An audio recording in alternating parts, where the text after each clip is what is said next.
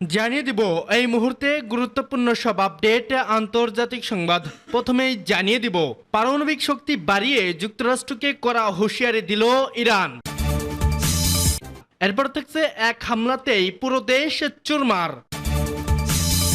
আরো জানিয়ে দিব যুদ্ধবিরতির মধ্যেও গাজায় একের পর এক ইসরায়েলি হামলা। এবং সর্বশেষ থাকছে পরমাণু কর্মসূচি আবার শুরু করবে ইরান। এতক্ষণ শুনছিলেন সংবাদ শিরোনাম, এখন বিস্তারিত। তবে তার আগে অনুরোধ থাকবে এই ভিডিওটিতে একটি লাইক এবং কমেন্ট করে জানিয়ে দিন কোন জেলা থেকে বা কোথা থেকে আপনি আমাদের এই ভিডিওটি দেখছেন এবং শুনছেন। পারমাণবিক শক্তি বাড়িয়ে যুক্তরাষ্ট্রকে কড়া হুঁশিয়ারি দিল ইরান। মধ্যপ্রাচ্যে আবারও বাড়ছে উত্তেজনা। চলতি বছরে যুক্তরাষ্ট্রের হামলায় ক্ষতিগ্রস্ত পারমাণবিক স্থাপনাগুলোকে এবার আরও শক্তিশালীভাবে পুনর্গঠন করছে ইরান। দেশটির প্রেসিডেন্ট মাসুদ পেজিশকিয়ান যুক্তরাষ্ট্রকে কড়া হুঁশিয়ারি দিয়ে বলেছেন, ইরানকে কোনোভাবেই দমিয়ে রাখা সম্ভব নয়। রবিবার রাষ্ট্রীয় গণমাধ্যমে দেওয়া এক বক্তব্যে এই হুঁশিয়ারি দেন প্রেসিডেন্ট পেজিশকিয়ান। তিনি ইরানের পারমাণবিক শক্তি সংস্থা পরিদর্শনে গিয়ে ঊর্ধ্বতন কর্মকর্তাদের সঙ্গে বৈঠক করেন এবং সেখানে ইরানের পারমাণবিক স্থাপনাগুলোর পুনর্গঠনের পরিকল্পনার কথা ঘোষণা দেন। বৈঠকে প্রেসিডেন্ট পেজিশকিয়ান বলেন, আমাদের স্থাপনাগুলো ধ্বংস করে কেউ আমাদের থামাতে পারবে না। আমরা সেই স্থাপনাগুলো আবারও নতুন করে আরও শক্তিশালীভাবে করে তুলব। এদিকে তার এই মন্তব্যকে ওয়াশিংটনের প্রতি সরাসরি বার্তা হিসেবেই দেখছেন বিশ্লেষকরা। এর আগে মার্কিন প্রেসিডেন্ট ডোনাল্ড ট্রাম্প সতর্ক করে বলেছিলেন, ইরান যদি জুন মাসে হামলায় ক্ষতিগ্রস্ত পারমাণবিক স্থাপনাগুলো পুনরায় চালু করার চেষ্টা করে তবে যুক্তরাষ্ট্র নতুন করে সামরিক পদক্ষেপ নিতে দ্বিধা করবে না। এই সতর্কবার্তার মধ্যেই ইরানি প্রেসিডেন্টের পাল্টা হুঁশিয়ারি আন্তর্জাতিক অঙ্গনে নতুন করে উত্তেজনা তৈরি করেছে। গত জুন মাসে যুক্তরাষ্ট্র ইরানের বেশ কয়েকটি পারমাণবিক স্থাপনায় হামলা চালায়। ওয়াশিংটনের দাবি এসব স্থাপনা পারমাণবিক অস্ত্র তৈরির একটি গোপন কর্মসূচির অংশ। তবে তেহরান বরাবরই জানিয়ে আসছে তাদের পারমাণবিক কর্মসূচি কেবল বেসামরিক উদ্দেশ্যে পরিচালিত হচ্ছে। ফলে সাম্প্রতিক এই পাল্টাপাল্টি হুঁশিয়ারিতে মধ্যপ্রাচ্যে নতুন করে সংঘাতের আশঙ্কা দেখা দিয়েছে। এক হামলাতেই পুরো দেশ চুরমার। বিশ্বজুড়ে কে কত আধুনিক মারণাস্ত্র তৈরি করতে পারে সেই প্রতিযোগিতায় নেমেছে পরাশক্তি দেশগুলো। শক্তি আর সামর্থ্যে প্রতিপক্ষকে ছাড়িয়ে যেতে নতুন নতুন অস্ত্র সামনে আনছে বিভিন্ন দেশ। এবার সবাইকে চমক দিয়ে কেয়ামতের ক্ষেপণাস্ত্র বহনকারী নতুন পারমাণবিক সাবমেরিন সামনে এনেছে সুপার পাওয়ার রাশিয়া। সমুদ্রের নিচ দিয়ে চলা পারমাণবিক ওয়ারহেডবাহী ডুবু ড্রোন পোসাইডন বহন করতেই এই সাবমেরিন সামনে আনল তারা। বার্তা সংস্থা রয়টার্সের প্রতিবেদন অনুযায়ী সাবমেরিনটির নাম খাবরভস্ক। রাশিয়ার উত্তরাঞ্চলের শেবমা শিপইয়ার্ডে আনুষ্ঠানিকভাবে এই পরমাণু ক্ষেপণাস্ত্র সাবমেরিনটির উদ্বোধন করা হয়। উদ্বোধন অনুষ্ঠানে উপস্থিত ছিলেন রুশ প্রতিরক্ষামন্ত্রী আন্দ্রেই ভেলুৎসভ, নৌবাহিনীর প্রধান অ্যাডমিরাল আলেকজান্ডার মোসায়েভ এবং শীর্ষ জাহাজ নির্মাণ কর্মকর্তারা।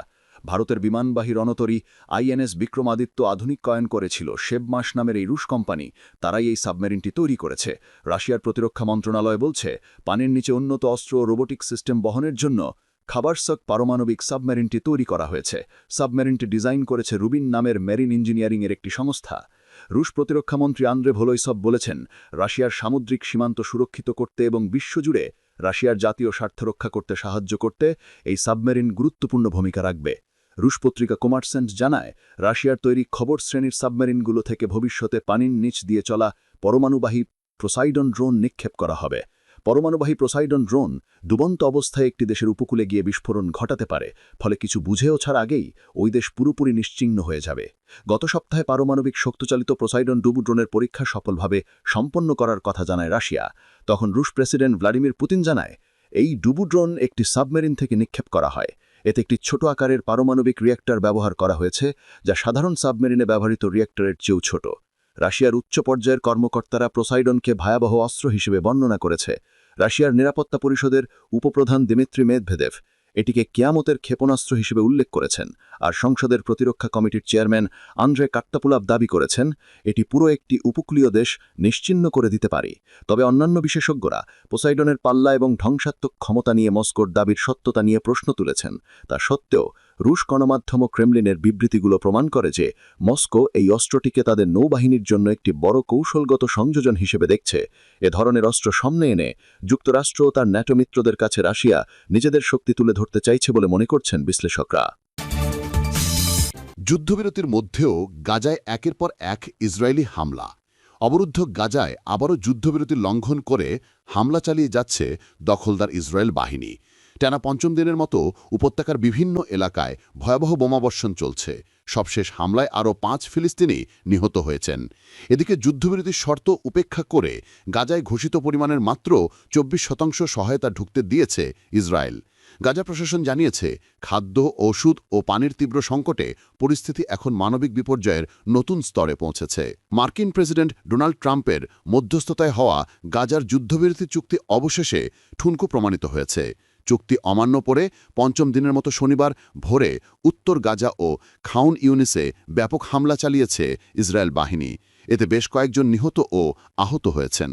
স্থানীয় সূত্র জানিয়েছে, দিনের বেশিরভাগ সময় জুড়ে ইয়েলো লাইন সংলগ্ন এলাকায় ড্রোন হামলা ও গোলাবর্ষণ অব্যাহত রয়েছে।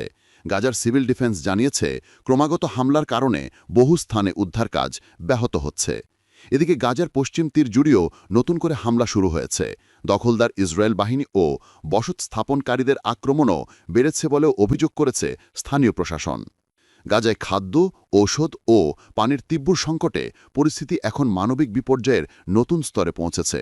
গাজার সরকার জানিয়েছে, যুদ্ধবিরতি চুক্তি অনুযায়ী প্রতিদিন ৬০০ ট্রাক ত্রাণ প্রবেশের কথা থাকলেও বাস্তবে প্রতিদিন গড়ে মাত্র ১৪৫টি ট্রাক গাজায় প্রবেশ করছে, যা নির্ধারিত সংখ্যার মাত্র ২৪%। অক্টোবরের ১০ থেকে ৩১ তারিখ পর্যন্ত মোট ৩,২০৩টি ট্রাক প্রবেশ করেছে বলে জানানো হয়েছে। গাজার প্রশাসন এই অবরোধকে মানবিক অপরাধ হিসেবে অভিহিত করেছে। অন্যদিকে হিজবুল্লাহর সঙ্গে যুদ্ধবিরতি চুক্তি সত্ত্বেও দক্ষিণ লেবাননেও নিয়মিত হামলা চালিয়ে যাচ্ছে ইসরায়েল বাহিনী।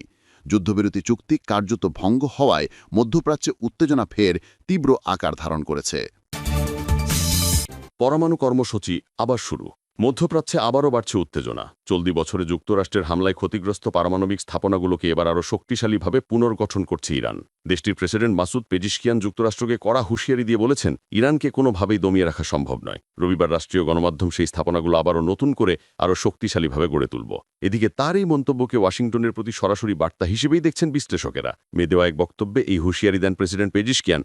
তিনি ইরানের পারমাণবিক শক্তি সংস্থা পরিদর্শনে গিয়ে ঊর্ধ্বতন কর্মকর্তাদের সঙ্গে বৈঠক করেন এবং সেখানে ইরানের পারমাণবিক স্থাপনাগুলোর পুনর্গঠনের পরিকল্পনার কথা ঘোষণা দেন। বৈঠকে প্রেসিডেন্ট পেজিশকিয়ান বলেন, আমাদের স্থাপনাগুলো ধ্বংস করে কেউ আমাদের থামাতে পারবে না। এর আগে মার্কিন প্রেসিডেন্ট ডোনাল্ড ট্রাম্প সতর্ক করে বলেছিলেন, ইরান যদি জুন মাসে হামলায় ক্ষতিগ্রস্ত পারমাণবিক স্থাপনাগুলো পুনরায় চালু করার চেষ্টা করে, তবে যুক্তরাষ্ট্র নতুন করে সামরিক পদক্ষেপ নিতে দ্বিধা করবে না। এই সতর্কবার্তার মধ্যে ইরানি প্রেসিডেন্টের পাল্টা হুঁশিয়ারি আন্তর্জাতিক অঙ্গনের নতুন করে উত্তেজনা তৈরি